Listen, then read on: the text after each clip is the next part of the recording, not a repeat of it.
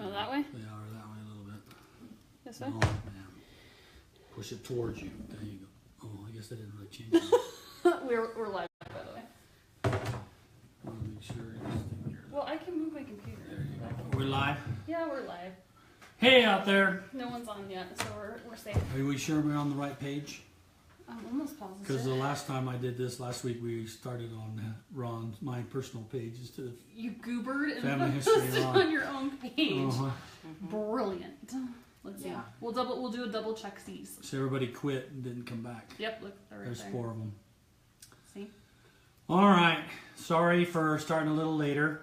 Kind of got hung up with Education Week and getting that all tied up and finishing. And I went and visited my mom in the hospital, and that kind of threw us all off. So thanks for being willing to come a little later. Yep. Thanks.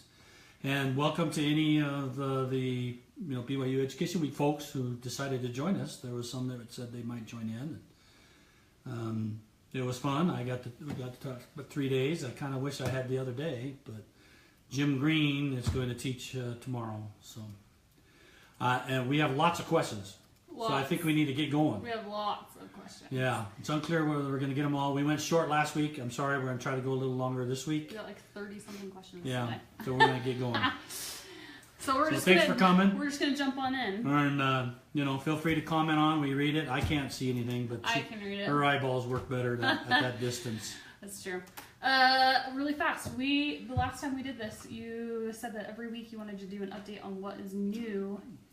No, somebody said they wanted an update. No, you said you weren't going to do this. Like what had released since the last time we chatted. Has there been any new releases? He hasn't been around to see it. Yeah, all this week I've been in Education Week. No, I don't think there's been anything significant. Okay, so just little updates. And Yeah, little updates, little tweaks here and there. Nothing spectacular. I think we decided to do this so that people want to know when things are new. Yeah, like the blooming circles that are coming and stuff like that. Yeah. So, I'll remember that. Peter, we're so glad that you're here. He said, I'm here with us live for the first time. He said he's watched some of our broadcasts on YouTube. So, Oh, okay, good. welcome, Peter, and welcome, Barbara, as well. She said it's the first time for her as well. So, we're glad you're here. Yeah. Hopefully, we don't bore you to death. Yeah, I hope not. Can't promise anything with him. No, I can't. Oh, we're going to skip that one. It's been a long week up Because there. it's just kudos for your daughter helping out. I know. But. All right. So our first question tonight comes from Andrew. He wants to know, how come living people show up in tagged photos? I have someone I'm working with as a consultant who is concerned about this for valid reasons. She has a stalker ex-husband. Yeah. So. You might want to check again. You may think if that's shipped.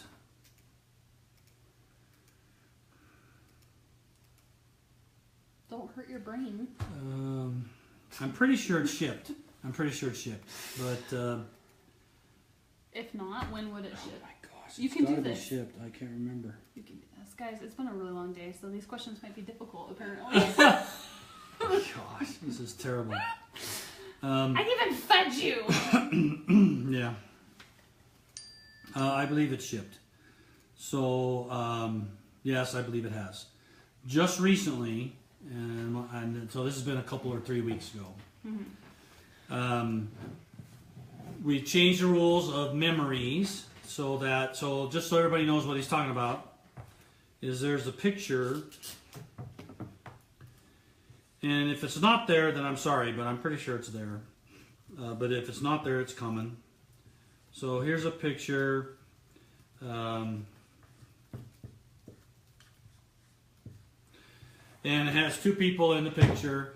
And when he says tag photos, he's saying that somebody came in and they highlight this, and then they attach it to some person in the tree. It's similar to Facebook, right? Like Yeah. how we're tagging a person so that the tree recognizes this face is. Yeah, the difference a little bit is Facebook, you're just kind of putting a name there. This one hooks it to actually a person in the tree. Oh, like so a record. this could be Jill or something. Okay. And you see off to the side, if you hook this picture to Jill, then you see off the side it says Jill. And that's the tagging that they're talking about. And off the side you see Jill, and you see the PID, and you can click to look at some other things. And if this one doesn't have, a tag, then anybody can put a tag on and say who it is. So this is the rule that we've recently changed, and this is to help with some privacy issues. And that is, now realize there's two states. If a person draws a box around somebody and goes over here and says it's Jill, if they just said the name is Jill for this person, that person is not hooked to the tree. Since that picture is not hooked to the tree, then we don't know if the person's living or dead, right? Gotcha. But you can attach underneath here. There's an attach. That looks. That is horrible. That doesn't look like a word at all. That looks like attack, or maybe you got attack while writing attach. It did. At least it was something that started with an at. He did warn them that he did not. So there's an attach button over here, and if you click that and you attach it to a person in the tree, PID, and this person is living, then only the person that can see this living person sees this box. Okay, and so they would have a tree. And the name, I think that name disappears. So that's what should happen now. If it doesn't, let me know, and that may be because it's not quite out yet. I'm having a hard time remembering. But the person who made this tag and attached it to a living person, because you can't attach it to living unless you can see the living. And so if that person sees it, when the next person comes, they won't see this. They shouldn't see this. And they shouldn't see this part over here. They won't see the Jill. They'll just see a picture with a face. If this person was dead, let's say, and they're hooked to a dead, then they'll still see that. But if that's hooked to a living now, it's supposed to hide all this stuff. You don't see the tag, and it just looks like no one knows who it is. So that's what's supposed to happen now. It's only been the last few weeks that we got that released, and the purpose for that was to help in privacy. So, like a legitimate concern. Yeah. Well, technically, when you upload pictures, we tell you that it's public information, but we just think giving a name to a face is a little bit more, should be a little bit more private. So check that out. Make sure it's and go look and see if it's really doing that. And then you can let me know, Ron at FamilySearch.org, or on Facebook, and I'll go double check. But I'm 90% sure that we shipped it. Okay. Okay. Next question is from Cindy. Okay. She wants to know: is there a way that I can see if we have become part of the largest tree, the 300 and? Yeah. No, we currently don't. Although that would be a great thing. That would be kind of fun thing to know. Yeah. Where you fall in there. Yeah. We know the size because we go off and do some analysis of the whole database, and that thing changes all the time. Those lines of the 384 million within about 9 months had grown 50 million people. Wow. So, but basically, if you were born or you're related to somebody that was born in the United States, then odds are you're in the 384 million tree. Because it's pretty much United States and Canada or England, those areas. And they're just, it's because North America has been doing the most genealogy, and they put the most information in there. And all it takes is one marriage, right? Yeah. I mean, you got a American-born person, and he marries a Japanese person, and all of a sudden that Japanese line is part of the 384 million. True. Right, so, but we don't have any way, we don't advertise, we don't have a little, hey, you're part of the 384 million, and I don't know if it'd be worth spending engineering time to do that. So I'll put it on my list, but I think it's going to remain low priority. Sorry. Okay, next one. Next one. Grandma's over here making cow noises. Yeah, Grandma's going to have to be quiet. Okay. Next one from Pau wants to know: more than a year and a half ago, I helped index a project that is still not searchable in FamilySearch. How long does it usually take? Yeah, unfortunately, there isn't really any definite times, but it can take several years for something you index to show up on the site, and that's really disappointing. And we know that that's not the way we want it to be, but there's lots of processing that has to happen before a project gets indexed, and that processing could take years to do. And then we run it through indexing, and then there's a whole bunch of processing happening at the other end of the indexing to get it all ready, put into proper databases so that it can be searchable. And unfortunately, we just have so many projects going on that there's just kind of a line that's sort of grown on the other end. And so they're working this as fast as they can, but it still takes several years for it to pop up. Now, we're actually going through a process right now where we're re-examining how we are dealing with this index data so that we can figure out a way to speed this up. Mm-hmm.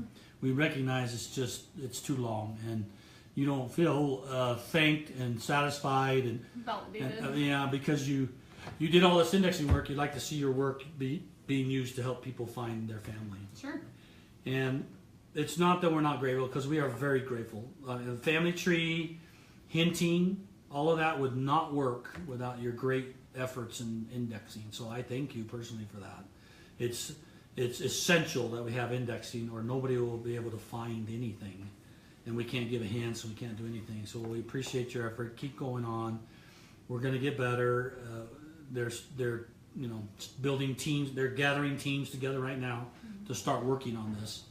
It's probably going to take a while to get done, but our idea is to try to get indexes. The goal is to, as soon as something gets indexed, boom, it's out there and available. But that's going to take several years for us to get to that position. But they really want to make it quick, because the faster we provide those, the more better experience people have. Makes sense. So, okay. Okay.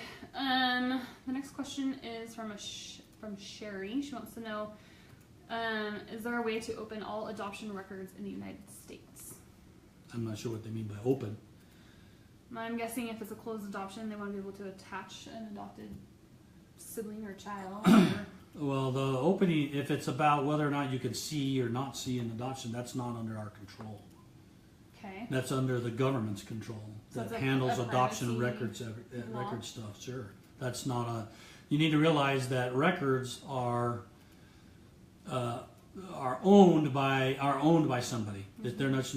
They're just not anybody's, right? It's either owned by a governmental agency, or it's owned by a private agency. Private agency, or there could be private agencies that have bought rights to those records, mm-hmm. and they do that so that you have to go use their site in order to get those records. And so, and records are really crazy. Some of them are owned by counties in a county. So people say, hey, I can't get, I get Georgia, these 3 counties, but I can't find anything in these 3 counties. What's the matter with your collection? And the issue is that we have licensing rights for part of the counties, and some of the other counties are going, now we've already sold our licensing rights to somebody else, so you don't get them. And so we don't get it all. And I think the same thing with adoption. So I don't even know if we have any collections of adoption records. I'm going to have to look at that. Why don't you send me a little note, would you? To look and see if we have. I don't even know if we have any collections. If you know out there, give us a little tickle there and let us know. But I'm not aware of any adoption records that we have. You're asking the wrong person. Yeah, Let's why go over this one more time. Don't you know this? I don't work with you sit here every time with me. You should know everything. So I'll find out and let you know. I sit here with you every time, so I should know everything? Sure. I drag my wife to the presentations, and she's supposed to know everything too. Next question, please. Nope. Okay. This is from Scott. Will there ever be categories within sources? For example, vital records, military, census, categories. Some of our ancestors have dozens of sources, and it would be nice to compartmentalize them or categorize them. Well, categorization, we try to categorize by the collection, but even some collections are a mix of different stuff. It's just very difficult, and it's a big job, and we don't want to slow down indexing and slow down all that stuff to put all of the marriage here and all the others there. And all the titles are editable, so you can certainly edit the title when you attach a source that's true. And put something in there. But let me tell you some ideas that we have. Well, what things I've seen people do in a tree, and then what's something we're thinking about doing. Okay. So for those who aren't familiar, here we go. Handwriting. I'm doing really well. This is beautiful. That's an S. Yes, ma'am. See how it looks like that one? Okay. What do you think it looks like? G? It looks like a lowercase g or Your S is like or something. What? or something like that, because you always try to be pretty Oh, come here. colorful. No. Give it here. I want people to be able to read these things. Okay, sources, then what? See? They're going to read that? Yeah. Oh, yeah, right. Okay. You write sources, and then let's see which one they can see better. That's hers word for sources. That's my word for sources. Top or bottom? Give us a vote. Yeah. Bullhorn. Okay, so there's a sources section. What do you says? Yes, arranging them by category. Yeah. Is he asking about managing attached sources so it isn't one long list? Yeah. So let me tell you what some people have done.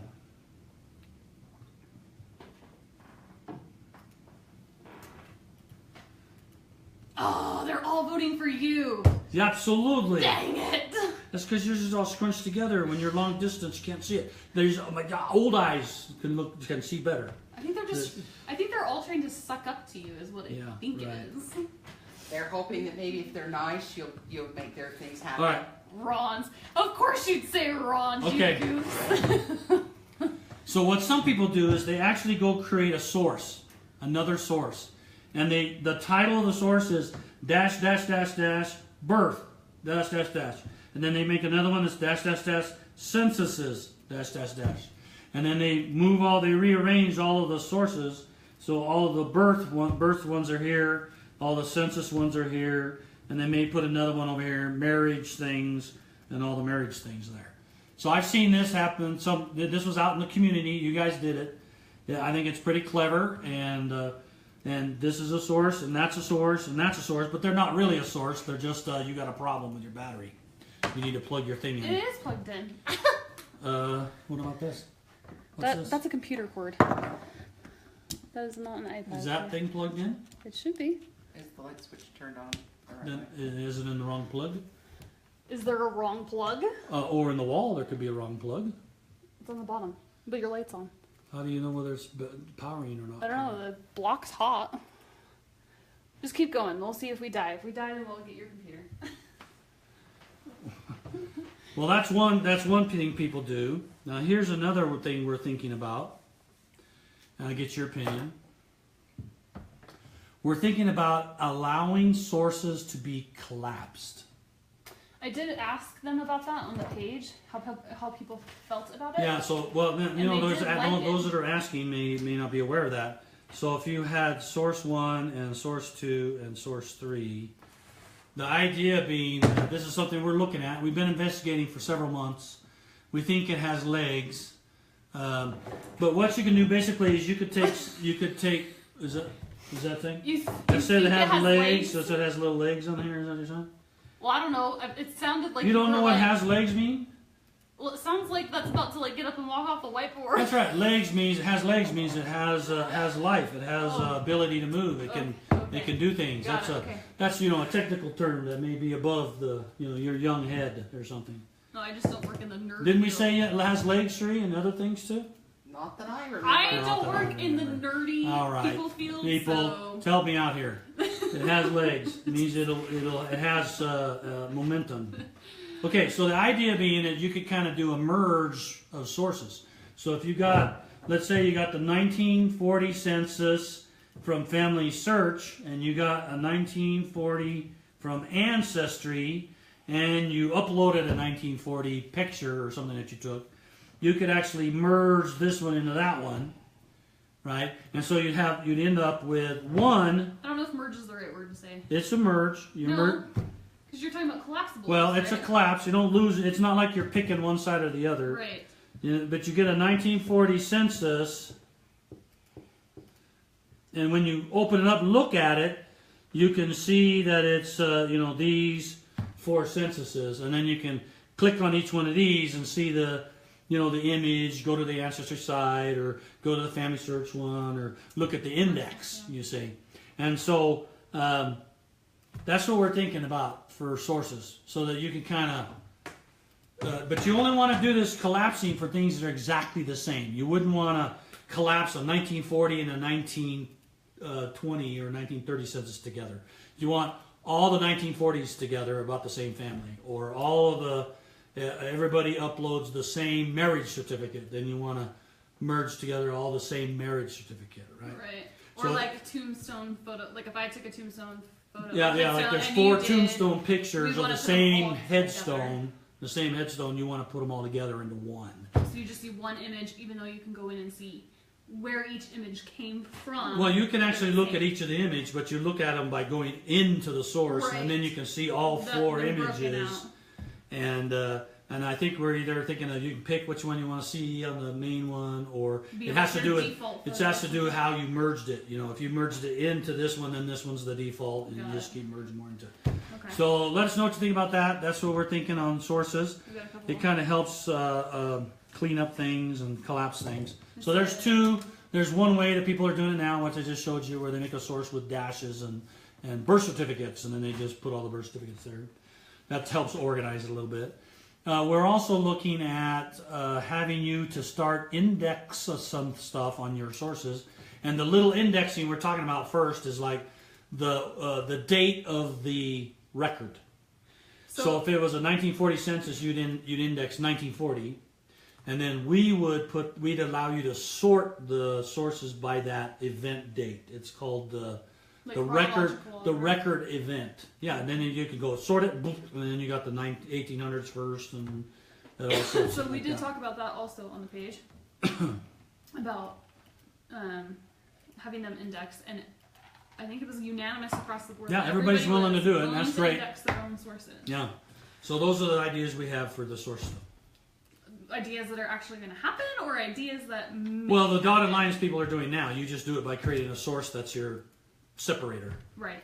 And the I'm other talking one, about, like, the collapsible yeah, the other copy. one's going to happen. We just got work out some details, but it's going to happen. Okay. Next one. Yep. We'll have to go look at this one. I'll email this one to you. This is from Joanne Christensen, in case you're wondering. Joanne, I'm going to have him go look at it because we're not logged into FamilySearch. It's very specific. She gave us like an exact record number. Okay. Well, I'll go look at that one. So he'll go look at it, and then he can fill Yeah. this in next week, or he can email you back. Right. Or we can send a message to you and look at it too. But Yeah. oh, now they're saying it has legs. It means that it'll last. See there. Ha ha ha. You guys are all suck ups to him. This is horrible. You know that this page is It's like. hard to be less than smarter than the guy next to Oh you. my gosh! Whoa. You do know that I run your page, Yeah, right? I know that. Like the only thing you do is I nice. know. I need to be nice, or Uh-huh. else I'm in big Yeah. trouble. Yeah. Okay, next. Just saying. Okay. Carl wants to know, the 110-year policy requires permission from a close living relative, namely an undivorced spouse, an adult child, a parent, or a brother or sister of the deceased. If none of those relationships exist or that line in the family died out, can an extended family member provide permission, or do we need to wait for the 110 years to expire? Okay, so the answer to that is you can request permission. So if you know, and it would be good to have evidence, for instance, they're in the tree dead, or with death dates and some sources or something, or you have some evidence that they're dead because you have personal knowledge, or you have some place that you can see it. You can submit, so this is a 110-year rule, just to recap what that is. If a person has not been born in the last 110 years, if they've been born in the last 110 years, Yeah. we don't allow you to reserve ordinances and take them to the temple without permission from a close living relative. Close meaning parents, spouse, siblings, children. Right. And we're saying, well, what do you do if you found a person and you happen to know that the parents, the spouse, all the children and the siblings are all dead? Do you have to wait 110 years to do it? And the answer is no. If you know that they're deceased and you can provide some evidence to that fact, then you just need to.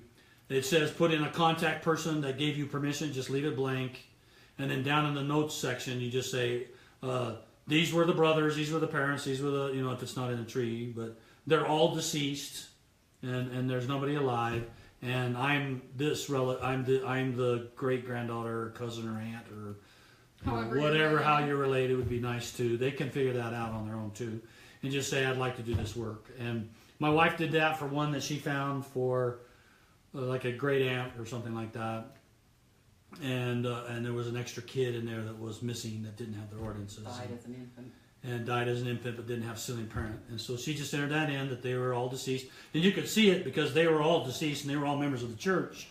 And so they had their death stuff and membership records were attached and stuff. And she sent it off, and within 15 minutes or so, she got her answer back and got the ordinances. Cool. So, yeah, request it. It always helps if there's evidence that they're dead, then it makes it quick. Robert says that you may have to provide evidence that all close relatives are in fact deceased as well, especially if the person isn't very well researched. So that's right. Be prepared that might come up as well. Right. Well, if you put them in the tree, if you make sure all the parents and the siblings and the children are in the tree and they're documented, meaning you got the death date and you got sources on them that they can go look at that prove that they're all deceased, that's a good way to go. Yep.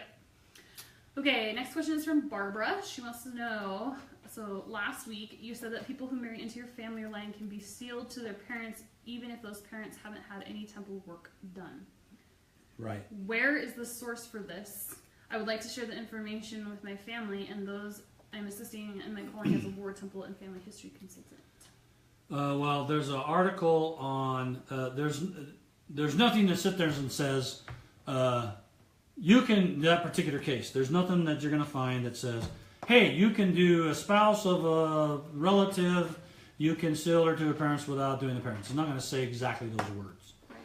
But if you go to get help at the top of FamilySearch, and it pops up a little box where you can enter a string, enter in, who can I reserve ordinances for? If you type that in, then it's going to give you a list of articles, and the top one should be the right one. You click that, and it lists all the rules. And in there, it talks about being able to do sealing to parents. And it essentially says that the sealing to parent, if it's done out of order, which in your case it is done out of order, because let me explain the rule here so people who are first joining us know what's going on.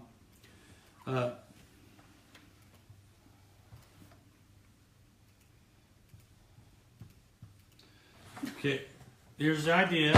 People may think this looks weird. She laughed, but it's not. If this is you, right, and this is an ancestor, then you go up your tree. If you go up your tree, you can do all the ordinances of those people going back. And you can turn around and go down your tree, and you can do all the people going down. And going down, you can also do all their family. So you can do all of their children. So if I stop here and this is a person I want to do, and because I have a common ancestor, I go back and I get to this ancestor, and I go back for me and I get that ancestor, the same ancestor, then that means we're related, and I therefore have rights to go ahead, and it's okay in policy to do these ordinances, right? Now remember, these can't be like Noah or Adam unless you have real proof that you're related all the way back to Noah. You know, you have to provide documentation, and there's not really any out there. Okay, but what they're saying is what I've told people is you can do this whole family. This is your relative here. This is their spouse. You can do the relative and you can do the spouse, and the spouse has a set of parents too, right? Mother and father. All right. She has a mother and a father. And you want to do all the ordinances for this family which you're related to. Okay, does that make sense? So you can do his ordinance, the spouse's ordinance, this person's ordinances, all these children. If they're married, you can do that family and their children on down. Okay, and you want to finish the whole thing. You don't want to leave this spouse not complete. So you got a baptism, confirmation, initiatory endowment, sealing the spouse, which you can do. Now you want to do sealing the parent. Okay? But the rule for sealing the parent is to be able to seal them to their parents have to be all done and sealed as spouses. But if you look on that article, it says, well, if this is not done that way, then this ordinance can be done, but it's not effective. And in my conversations with those who enforce policy, I've read through all the policy stuff, and if you've been a long-time user of Family Tree and New FamilySearch, you'll recall that the sealing the parent card, had a little statement on it that says, don't do this until you've done all the work for the parents. If you look at the cards you're printing now at home, that statement is gone. And the reason the statement is gone is because I went and said, we need to finish this whole family. This whole family needs to be done. And in order to do that, they have to be able to seal that spouse to their parents. But I don't want them to do the ordinances for these parents because that violates policy because you're not related to these people. They agreed and said this is essentially the one case that you can proceed and seal this spouse to those parents without doing the parents' ordinances. Okay? And then later on, effective means that sealing is there, it's still good, but it's not effective, it's not enforced until the parents get their ordinances done and are sealed together, then boom, that sealing the parent is now effective. Okay? Does that help? So that's what we're talking about. And you go to that article and type in that stuff, and you'll see the article, and you read through that. It talks about effective. It talks about a sealing the parent, and that you can do it, but it's not effective. Until that's complete. Yeah, but I want to make something very clear. I am not giving you permission to always do sealing the parents without doing the parents in all cases. Right. This is the only case I argued to say we need to remove that sentence because we want to finish this family. That's the only case I can think of where you can't do it. But I expect all of the sealing the parents done in all the other cases to be done in order. Meaning, you do the parents' work, you do the child's work, you do the sealing after you've sealed the parents and you've done the parents' work. It's only in this case that I'm telling you is okay to do out of order. Okay? I want to make that clear. This does not give you a license to be out of order and all the other stuff. Okay? Just that kind of stuff. Just that case. When you go up your line, down your line, and now you're doing a family and you can't go back up because that's bad. That's the one case that you can do that sealing out of order. Okay? All right. All right. Marie wants to know. She received an email from FamilySearch that said your ancestors are featured in a historical record. In a historical record. Oh, record hints. Was there a way to add a not a match to this page? After looking at each person listed, viewing each record, I then make a determination that if it's the same person. Out of several hints, many were not correct. It would be nice to return to this page and click not a match. As of now, I can see no way to eliminate the incorrect record or person from these hints. You're going to have to send me an email about that one. This is this is called we call it a campaign. It's where they go. The part of the division goes off and analyzes all new hints, and then finds people that this might be about. That doesn't mean that we try to be really good on hints, but they're not perfect. There are going to be some of them that are wrong. Certainly, if you have a hint and you see it and you examine it and you say it's really not about this person, there's an option. I'm sure that most of you know that you can click not a match, and so that hint won't be brought up as a. In the email campaigns again? Well, no. It won't be brought up as another hint on that person. But email campaigns are a separate thing. They go off and figure that out and put it in a different database. Mm-hmm. So they're not really connected into the knowledge that you marked it a not a match. So you're going to send me an email about this, and then I'm going to go off to that team. It's a different team. And I'm going to say, listen, people determine it's not a match. They don't want to go to the landing page and see that this is on the landing page as correctly, because somebody will go attach it if they see that. Right. So they want to be able to go to the landing page and say this is not a match and get that removed from the line. So I'll go talk to them about it and we'll see what we can get done. Okay. The next one did not give us their name, but they want to know, what do you do about divorced couples in Family Tree? You don't need to do anything special. What you do is if they're married, then you put them in as spousal. If they have kids, you have the kids. On the spousal relationship, So when you define the spousal relationship, so you've seen this before where you have John and Mary, and there's some date here. And so you're looking at a couple like that, and it has like John and Mary, and then it has like when they were married date. And you edit the relationship by looking at there's a little icon here that's supposed to be like a pencil or something in a box. You click that and you can edit that relationship. All you do is you go into that edit that relationship right there and you add a divorce. So this one says that they have a marriage, and so if you look at it, if you go into the relationship, it'll say husband is John, wife is Mary, I'll say J, and then it'll have an event, which was marriage. And you just go in and say add event, and you put in and put divorce, and just choose a divorce event and enter that in. And that's all you have to do. And because just to record it, there's nothing, it's not like we break them apart, because especially because they were married at one point in time, and we want them to show married. And if they had kids, then they were parents of the kids, they're going to show together anyway because they have kids, because they're biological parents of those children. Right. So you don't want to get rid of that, but you do want to record the fact that they were divorced after so many years. And they could be remarried. They could get another spouse and get remarried, and then you just add another spousal relationship in there, and then it'll show that they were married to two spouses. That's all. Okay.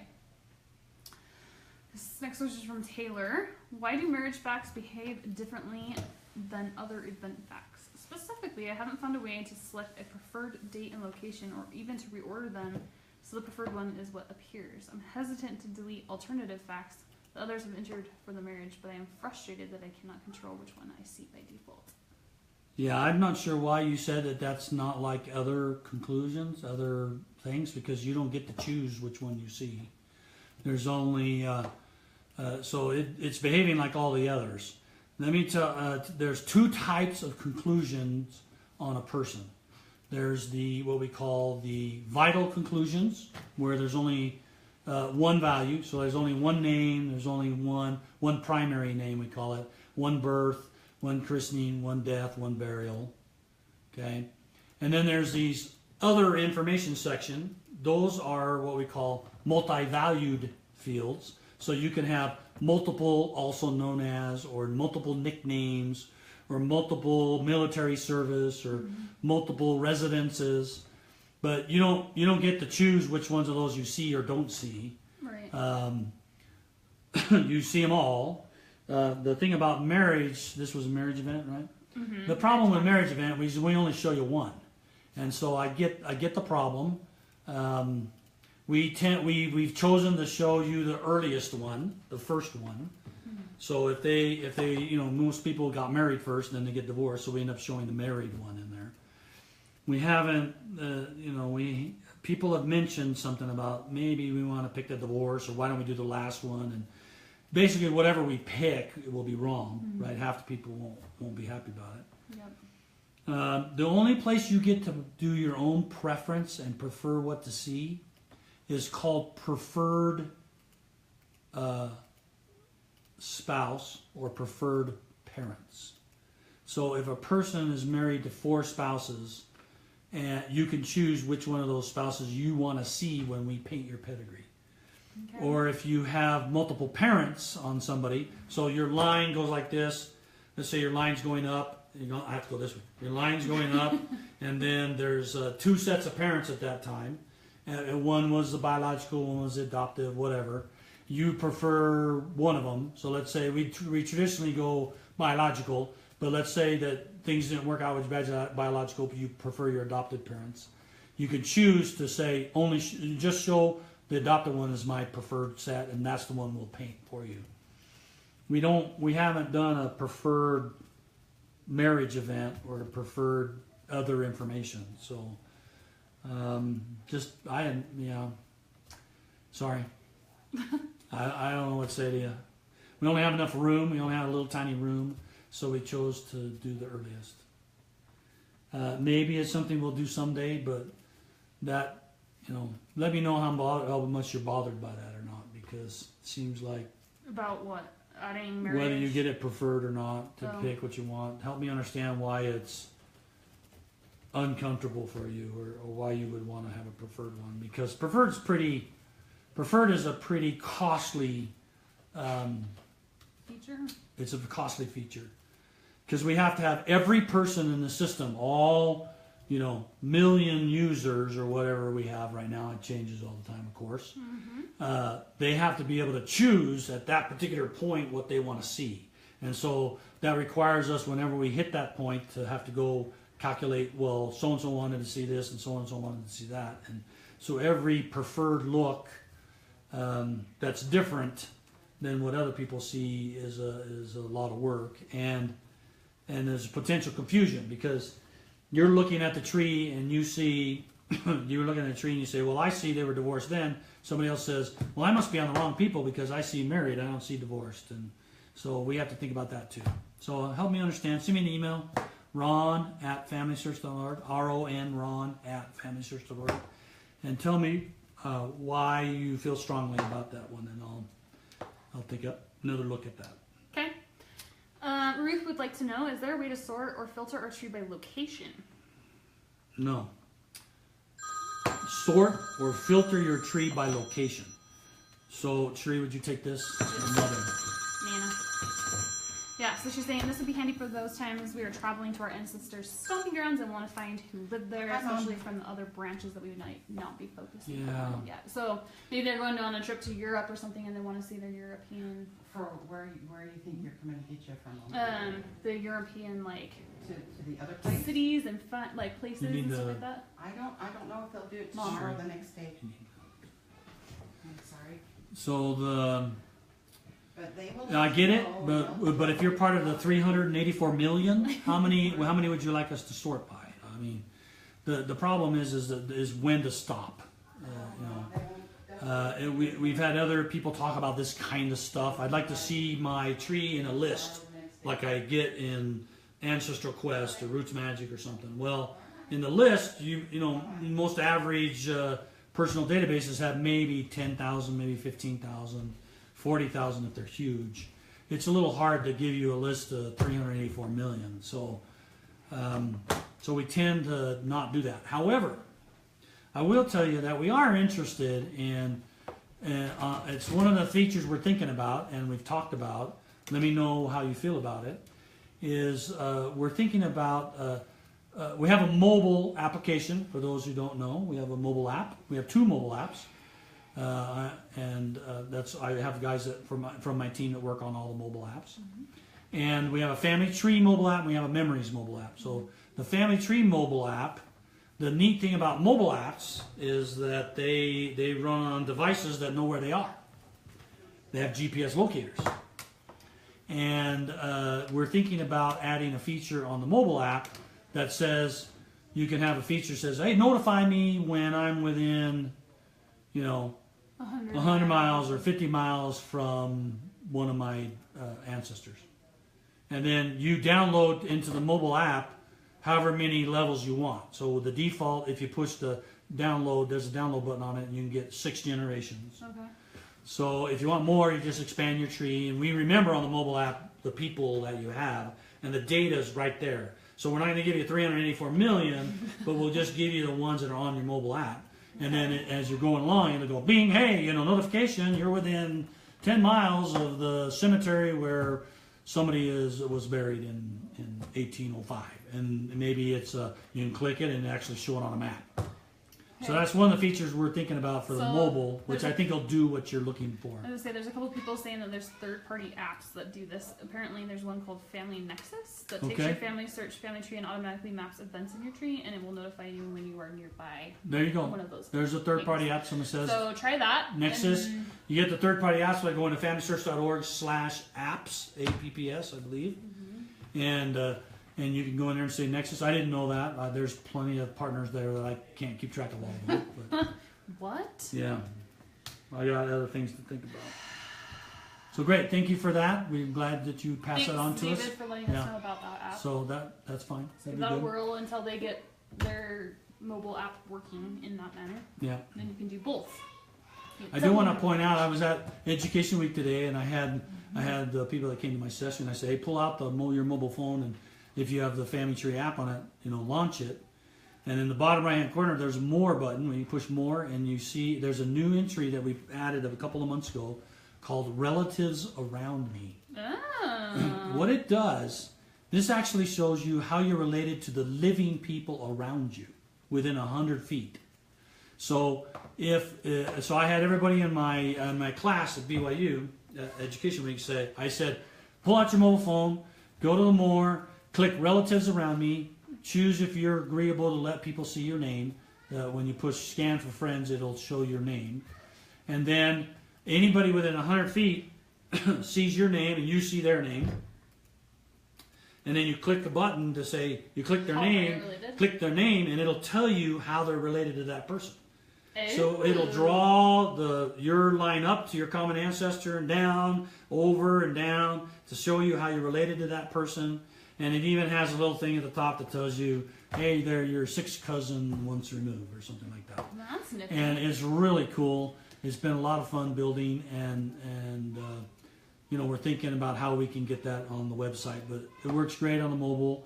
They have to be inside of the Relatives Around Me and push Scan for Friends, and it's only those set of people that will show you. And then if your mobile phone goes quiet and goes dark, or after 5 minutes, or you turn it off, or it times out, and then it makes it so that nobody can see you, because we don't want to expose privacy only to people you're willing to share. So you have to be actively in the app for it to find you. That's right. Or be searchable. That's right. Neat. And then when your app goes dark, then you're no longer findable. You have to go through that same process again to kick it. So try it out. It's great fun. We have somebody that her name is Ruth. She says she has people in her ward using the Relatives Around Me, and they all love it. She says so many of them are related. Yeah, and it's kind of fun. I mean, I taught a class. They asked me to come to church a couple Sundays ago and teach the young men, young women on a fifth Sunday about genealogy. So I taught for about 15, 20 minutes about a story of a person. Your job is to go find the story of a person. That story is birth and death and marriage, but it's also where did they live, what experiences they have, what was the struggle, how hard was it, what was the thing they did. They were a farmer or a dairy player or whatever. That's their story. And then at the very end, like 15 minutes before the class was to end, 15 or 20 minutes, I said, pull out your phone, all of you log into your Family Tree app and push Relatives Around Me, and then the class was over. I couldn't get their attention again.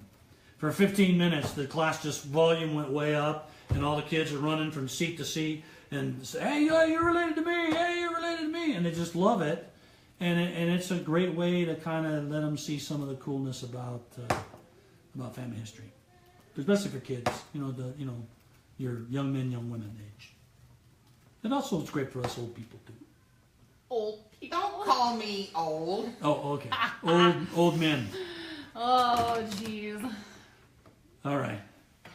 I need a drink, and we'll do another question. Please move us on. We're down to 3. We are doing really good. I'm trying to be really, really efficient. You just look like Monk right there. I just to be efficient. And Monk goes like this. We have this joke in our house. We used to watch Monk.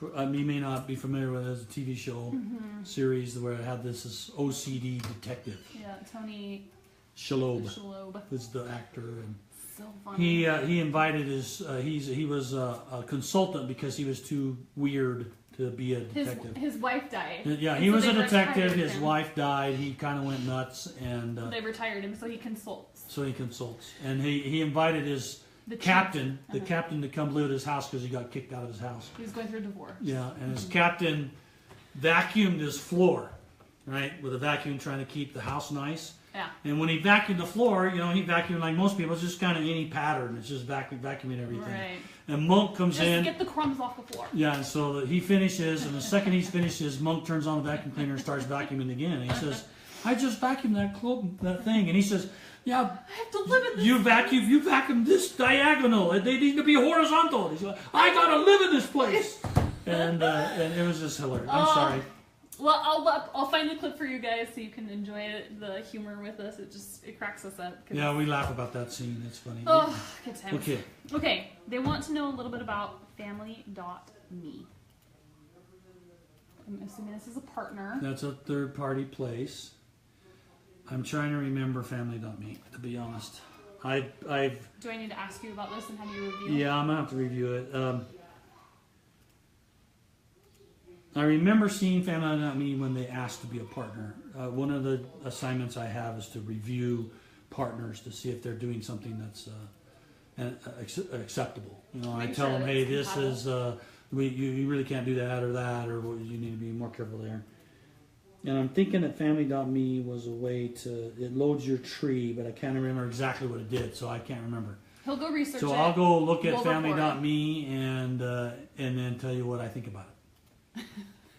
What is he saying? Ruth is saying, I was so sad when Monk ended. I was addicted to the show. It was a blessing and a curse. Yeah, that's what Monk always said, because Monk had perfect memory, and so they always said, how's it having a perfect memory? He says it's a blessing and a curse.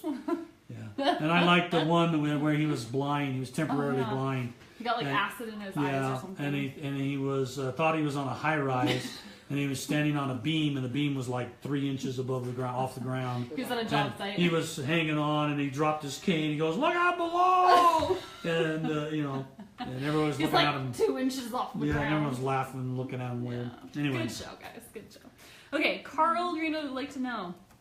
I have seen collections of FamilySearch seem to index separate from scanning the film. There are notes about image numbers and page numbers. Will future indexing projects be re-indexed, or will future indexing projects re-index the scanned film or link existing digitized? My gosh, film? I'm not understanding the words you said. Oh my gosh, I feel like it's Monday. Could you read that slower again? Okay. I have seen collections that FamilySearch seem to index separate from scanning the film. There are notes about image numbers and page numbers. Will future indexing projects re-index the scanned film or link existing indexes to digitized film? I did so good on that one. Yeah, you better listen to that one. You're gonna have to send me an email on that one. I'll have to go check with that team. Oftentimes we get indexes, or we're allowed. So there's a couple of ways the indexes happen. Either a third party says the owner of the records will say, we'll let you show the indexes to all of your users, because we're trying to get information for free, so that everybody can use it. Yep. So we cut deals. We say stuff like, we'll index it. We'll use our indexers to help us and our people, and we'll index the images, but we get to use the indexes. And they say, okay. And so that's how we get indexes, but not images. Sometimes we either get a different collection, or sometimes they change and say, or we go back and renegotiate or something, and they say, okay, you can have those indexes now.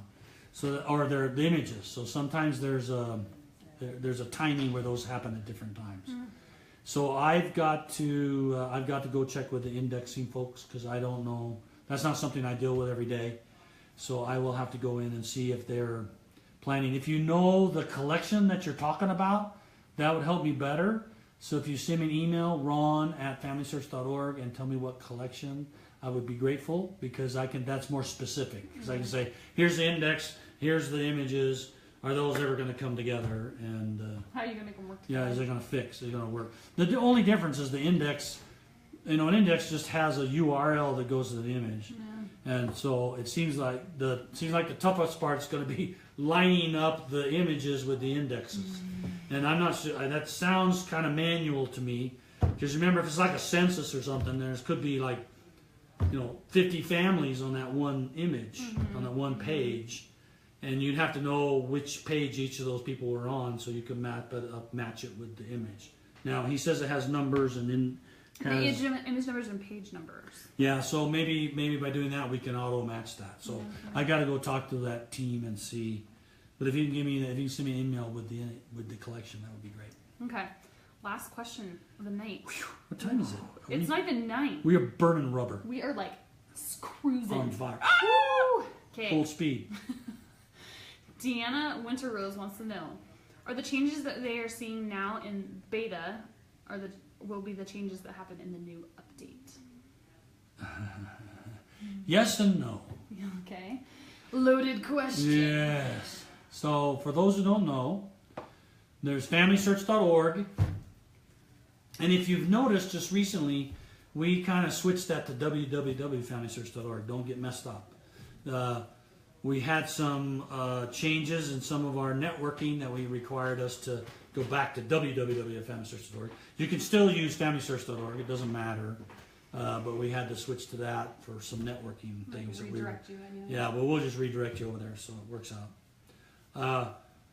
But let's see.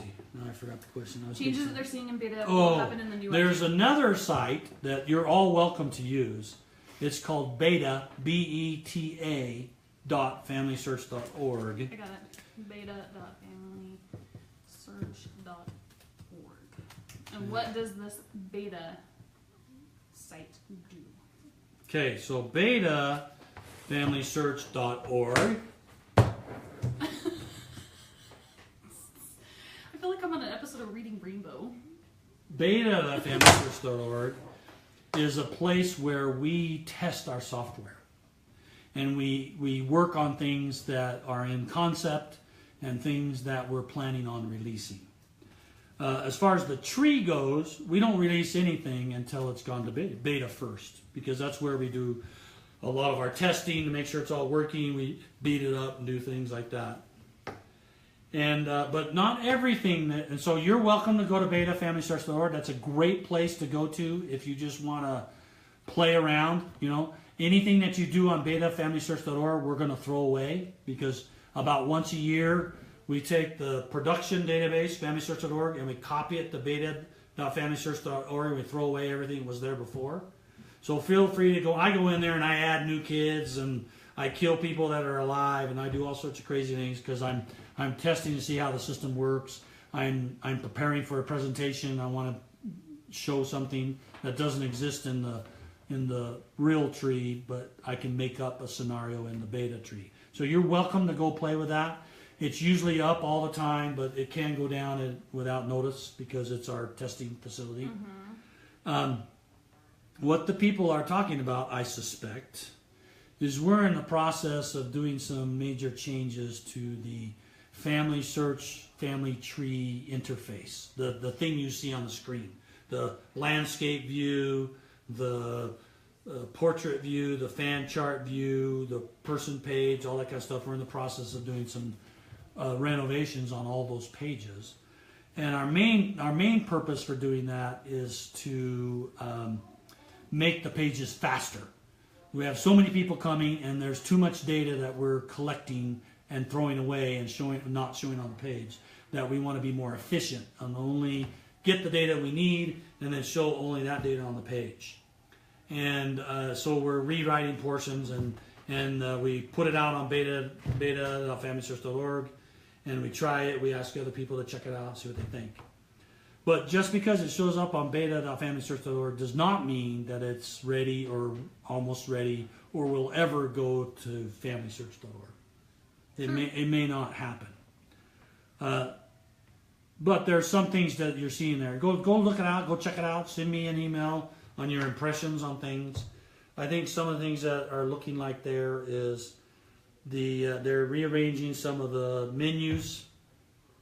So like today in Family Tree, there's a menu called Lists, and there's the little triangle drop down next to Person and a triangle drop down next to Tree that you drop down and see the last 50 people. Well, we're thinking that we're going to take those out and put them in its own thing called Recents, and then that way we can grow it bigger if we want, and then you could look at the list and pick Tree or Person off the thing, and you know, we're trying to be more efficient and effective and make it faster. And so in the process, we're kind of tweaking a few things and moving things a little bit here and there to see if something else works better. So, but you know, generally, if it's on beta, eventually most of the changes you'll see there will end up in production, but only when we're ready. You know, only when we think we got it right and it seems to be working. It goes through vigorous testing. Yeah, not only testing, but we try it with a few people and, you know, kind of user testing. Yeah. And if it seems to make sense and people get it, then it's probably going to end up in production eventually. So, but feel free to go there, check it out, and feel free to use beta to prepare demos and things like that. Realize though that it can go down at a moment notice. So prepare your stuff and take screenshots and things like that. That's what I do, so I don't get messed up. Okay, so we got a couple questions while you're talking about that. Okay. Norman wants to know, how are the PIDs chosen for our ancestors when we enter them? The PID is just a encoding representation. Okay, let's talk about a PID first. I gotta say what a PID is. Also, second to that question, John asked, I heard that the KW prefix were reflected to a person that was created from a membership letter. Yeah, that's absolutely wrong. So I need to dispel that rumor. That rumor is the best rumor in the church, you know. And I don't know what started it, but that's absolutely false. I'll repeat it. Okay. So I'll even do that. KWCZ 9FN. Okay. So this is, if you see somebody on the tree and it has a number that looks something like that, some people call it a license plate, you know, number. This is actually called a PID. Somebody today told me that the documentation has been changed to call it ID, the person ID. I said, well, that's nice. I wish they had told me they're not calling it PID. ID number. So that's the ID number. This number is a encoding of a giant number. Okay. So when you add a person or create a person in the tree, we just go to a central database. Oh, here's my grandson. This is Tegan's little boy, Yep. Beckett.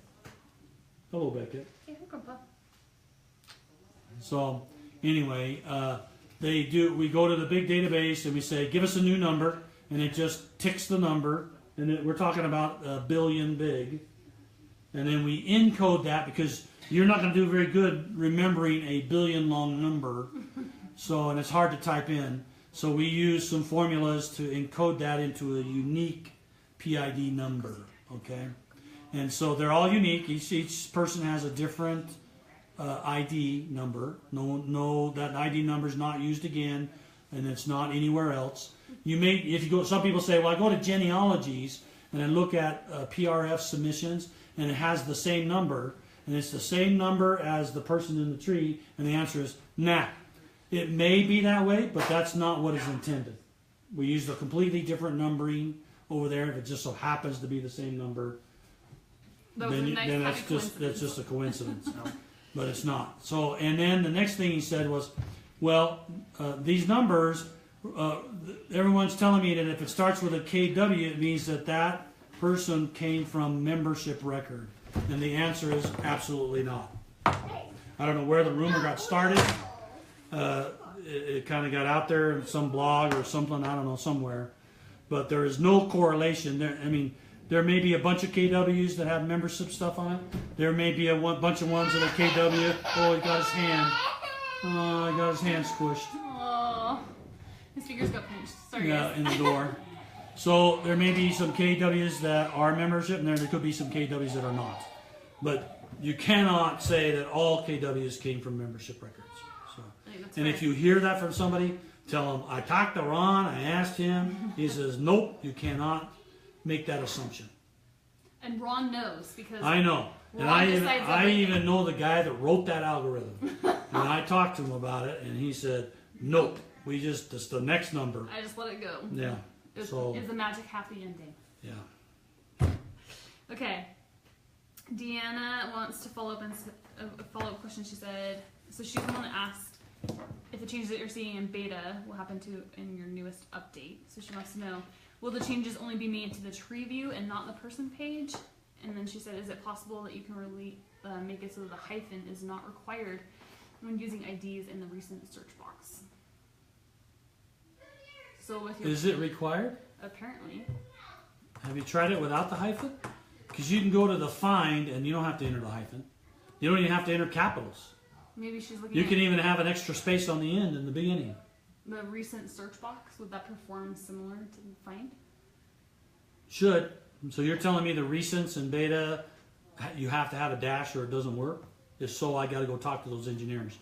Because my rule was, you know what a PID looks like. It's always 4 characters dash 3 characters. If you get, 7 characters, then you figure out where the dash is. There's no reason for anybody to have to put the dash in. And it doesn't matter, shouldn't matter whether there's blanks in front or blanks at the end. So you can take care of all of that. She's saying yes, in beta it's required. increase it, Okay. but not in the fine. So that will be fixed. Yeah, well, I'm going to go talk to somebody about it. That's for Heads sure. are gonna roll tomorrow. Heads are going to roll. Dishonor the family. He'll say, well, it's in beta. It's not released yet. We'll fix it. It's good. Then let's fix it. So fix it in beta. That's right. Send me an email about that. I will. It's already in my. We got some new engineers. There's people Learning people curve. shift and they build stuff and they don't know the rules. You see, they don't know the rules. They haven't heard the Ron Tanner rules Yeah, yet. they don't get the rules. So we'll give them the rules. Okay. All right. So that is all your questions for tonight. We caught all the way up. We did like 36 questions. Wow, that's like a record. Woo! That's like a record. All right. So a few things. Fun.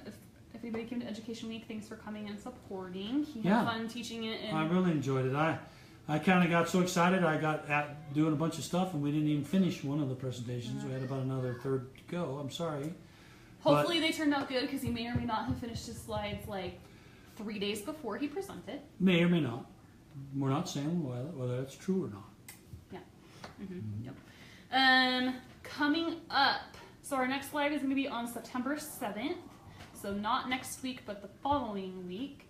7:30 is the plan. Yep. We should not get delayed that night Yeah, I can't because think he we doesn't can do have that. any conferences that weekend, Yeah. so we should be okay. And then if you're in Utah, particularly the Riverton area, he does have a conference on September 16th. It's a Saturday, Yeah. and he's teaching a class. Well, I'm doing the keynote. The We're going to keynote? talk about putting families into family history, some of the stuff we're doing. I talked a little bit about that at Education Week, so we'll continue Do a that. little recap. Yeah, we'll do sort of a similar kind of presentation there. And then I have a class after that for an hour or so that's all Q&A. So The person up there, it's kind of funny, they have new directors up there, and they say, well, what do you want to do? Can you stay and do another class? I said, sure, I'll stay for another class, because they only do 2 classes on those Saturdays. I'll stay and I'll do a Q&A, and they say, well, be sure and bring some material in case they run out of questions. they're not going to run out of questions. I've never done anything. I've spent hours, and there's always more questions. So I'm going to do a Q&A there at Riverton, the Riverton office building where the Riverton Families History Center is. That's September 16th. It starts at 9 a.m. So if you're in the area and you'd like to stop by, it's free. Yep, come in. Come show up. They'll have other classes too if you want to hang around. There's for going to be that. other teachers and stuff like that as well. Yeah. So, and I guess, I think that's it. Oh, wait. Loved your classes at Education Week. Oh, Thanks thank so you. much. As That's an from Education Audra Week and person. Norma. Thank you. That's very sweet. We were laughing today because apparently he got, whenever we go with him to these things, like I've only been with him to a couple because I have my little boy, but whenever it happens, we have to play like bouncer and be like, he can't talk to you right now. We are on a mission to get somewhere. Like I remember cutting somebody off at Roots Tech and they were like, and I was like, I'm sorry, he has an interview in 5 minutes. Like, we do not have time. But we were joking. Mom called me today. She said that he was mobbed by a swarm of little old ladies who followed him to the bathroom. Like all the way to the door, and he was like, I'm going to go use the restroom. I'll be out in a couple of minutes and we can continue this conversation. Yeah. Well, that's okay. I'm okay with that. He loves it. I want to answer everybody's questions because I want everybody to be, understand and feel good about Family Enjoy Tree. Yeah, that's why I do it.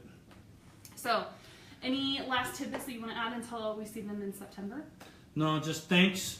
Thanks for thanks for those that went to Education Week and supported that and gave me a lot of feedback. I got good feedback there. Yeah. Thanks for using Family Tree and thanks for using FamilySearch, and I hope it's useful. As always, I'm available. You can email me is pretty much the best way and only way because I'm rarely at my desk and I'm always busy. So just send me an email, ron@familysearch.org. You're all invited to do so.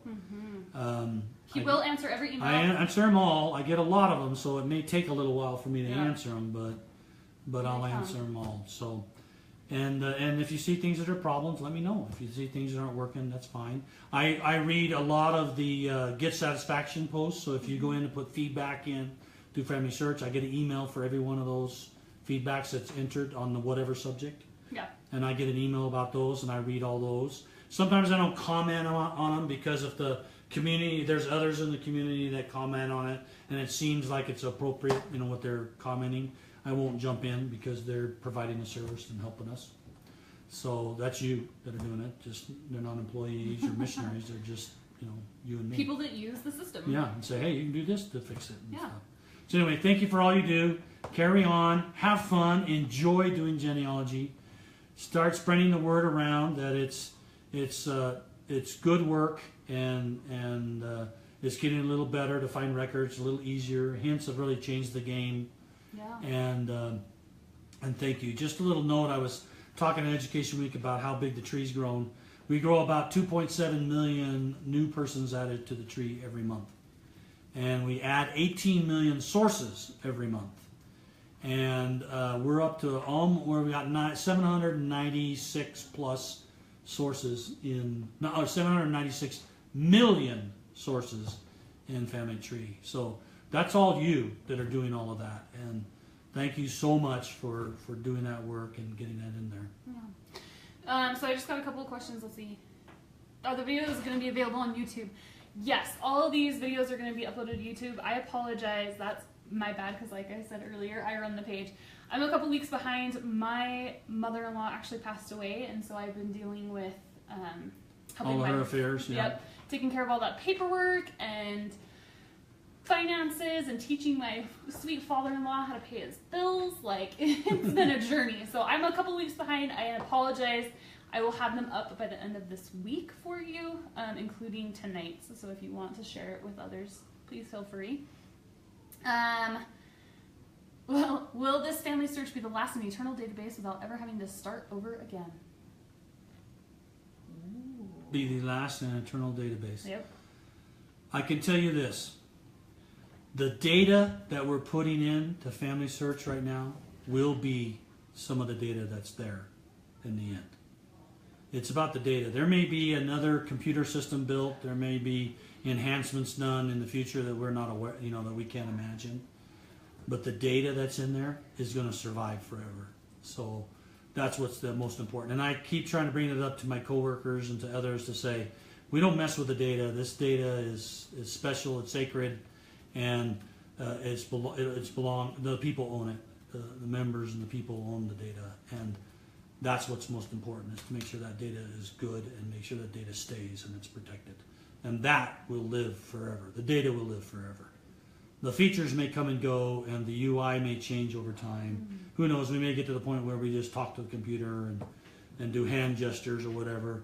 So things may change and things may look cool, but the data is going to live forever. Yep. So that's what's going to stay forever. So keep doing what you're doing, because it's not going to. And any things you do in there to make it better, that'll be worth gold in future generations. Yep.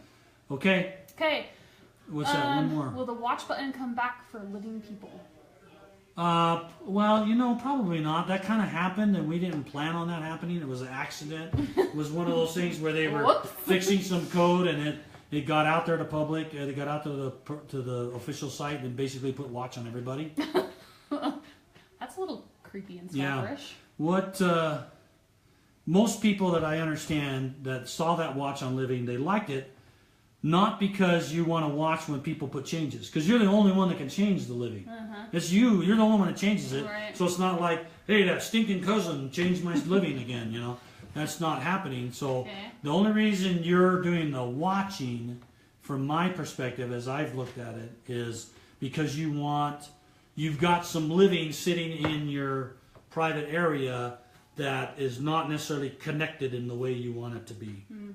And so you're trying to keep track of them so that you can go to them and mark them dead or work on them some more or something like that. So I think that's what we're looking at with the recents list. And we're also talking about maybe in the private area showing you a list of everybody in your private area, because it's not going to be 384 million big. Oh. I think the largest private area is like 15,000, which is quite a bit of living. What? Yeah, it's huge. When we moved stuff over to the new latest database, there was one person that had 15,000 living inside of their private area. How do they know that many people? Maybe they're ahead. Go out and meet every person. No, I think they're ahead. They're probably ahead of a big family organization. So they have all the living descendants and everything, and so they put it in there, that private area. Oh, Linda says yes. That's the reason why I want it back. So that you can get to the people. Mm-hmm. And so we're looking at whether the recents, which is like a watch list, you can add it to that list without watching it, because you don't necessarily want an email that says, hey, somebody changed it. You just want to be able to have it in a list. You can find it by sorting or looking at it. So we recognize the value. There's been plenty of people that say, hey, we like the watch on living, and when we've done our research about it, it's so you can find them. So we're trying to find other better ways for you to do that than have to click an artificial watch thing. So I'll let you know. Alrighty, everybody, are we done? Got any more? Yeah. Aunt Larry's just saying, look up Family History Ron on YouTube. Yes, I can post a link again this week to the YouTube channel if you guys want to go back and rewatch past ones. Yeah, we put them all up there so you can go back and watch them all. Yeah, we have from the very first time we did it all the way up to current. And I usually do it within 2 days of us doing a live. So, like I said, I apologize. It's my fault. We're behind. But I think that's it for tonight. Do you have anything you want to add? Well, we had one more question, and then we're going to go. At some point in time, 110 years, will the living we add become deceased? That's my intent. My intent is that every day we're going to run a little computer algorithm that will go look at everybody's private areas, and if we find somebody in there that's over 110 years, we'll mark them deceased. And we haven't done it yet. I know the teams talked about it. We know the architecture, how to do it. We just haven't pulled the trigger to turn it on. There's some question of, how would people feel about that?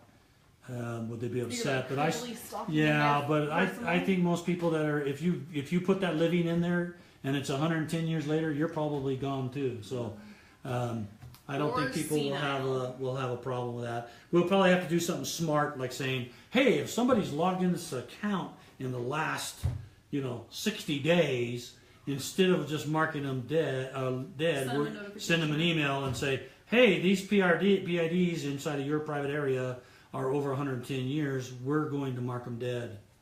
If you don't want that to happen, then notify us or something like that. Yeah. But if they haven't used the account for years, then we'll probably just go ahead and do it anyway. Because we want that we want all that good data that you have, all those good relationships and information about those people to be part of the whole corpus of humanity. Yeah. And so, yeah. Makes sense. All right, thank you. Okay. Have a good night. Sorry, once again, we started late. Hopefully we went a little longer this time because I wanted to make up for the questions that we missed last time because we went 15 minutes early because I went to visit my mom in the hospital. And sorry we started late, but I hope we made up for it by finishing up the questions. So, just a quick reminder, as always, if you have questions and you're like, crap, I need to write this down to give them to him, that Google form is always active and always up. It's in the pinned post at the top. You're more than welcome to drop any questions in there at any time, even if we don't have a live coming up that week, and we'll attack it the next First come. We just take them in order. We do by the first question that was entered, and we just start there and go down through the list. Right. Till we catch up. Feel free to add whenever you have the feeling or you have a question. We'd love to help you out. And if this is useful, by the way, tell other people about it, because I think the more people that know that this is available to help them, and they can go look at the past videos and stuff, I think it'll be helpful. So we're just trying to make sure people get their questions answered, and spread the word around and share it so that they know they can come here to get some answers if they need. I'm just trying to be helpful. It's really what I want to do. I just felt like I did this for those who are new. We started this. I kept telling Tegan here that I go to conferences. Going to conferences is not my job, by the way. That's not something I get paid to do. That's the icing on the top of the cake. Yeah, I just do it because I want as many people as possible to understand it and know how to use it and stuff. And she's the one that got me into this social stuff. And oh my gosh, it took like if you want months. to broaden the number of people that can get this information and ask questions, then you need to do it, through the internet. Duh, me, a computer guy. The internet. I'm a techie nerd, but I don't know how to expand my reach. I know I was around when the internet started. Okay, believe it or not the early ones, but back in the early '80s, I worked on the internet stuff, but it wasn't internet then. So please share it around. Thank you very much for your support, and we'll see you next time. September 7th. September 7th. 7:30, right here. Okay. Have Bye-bye. a good night.